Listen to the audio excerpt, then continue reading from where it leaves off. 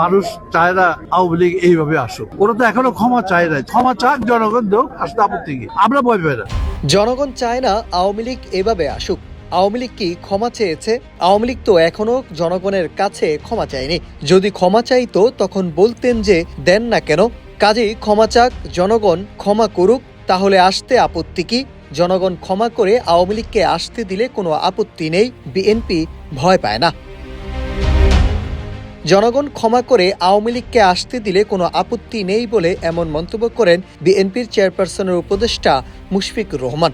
৯ December বিকেলে ব্রাহ্মণবাড়িয়ার কসবা উপজেলায় বেগম খালেদা জিয়ার সুস্থতা কামনায় অনুষ্ঠিত দোয়া মাহফিল শেষে সাংবাদিকদের প্রশ্নের জবাবে এসব কথা বলেন তিনি। এখন যে কোনো ব্র্যান্ডের পুরাতন এসি বদলে নতুন ওয়ালটন এসিতে উপভোগ করুন 25% ছাড়।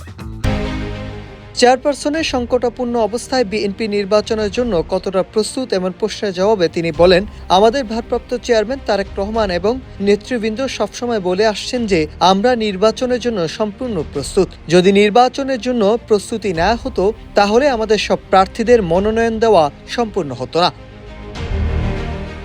তিনি আরো বলেন, আমাদের সব মনোনয়ন দেওয়া হয়ে গেছে, কাজেই আমরা নির্বাচন করব এবং আমরা দোয়া করি আমাদের নেত্রীও আমাদের সঙ্গে থাকবেন। এছাড়াও তারেক রহমান দেশে ফিরে আসা প্রসঙ্গে বলেন, তারেক রহমান ভেবেছিলেন বেগম খালেদা জিয়াকে চিকিৎসার জন্য লন্ডনে নিয়ে যাওয়া হবে, সেখানে তার চিকিৎসার দেখভাল করবেন, কিন্তু তিনি পূর্ণ বিবেচনা করবেন কবে দেশে আসবেন।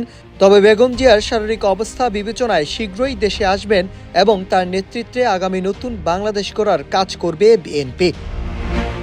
Nahid Hasan, news desk, Ittefaq.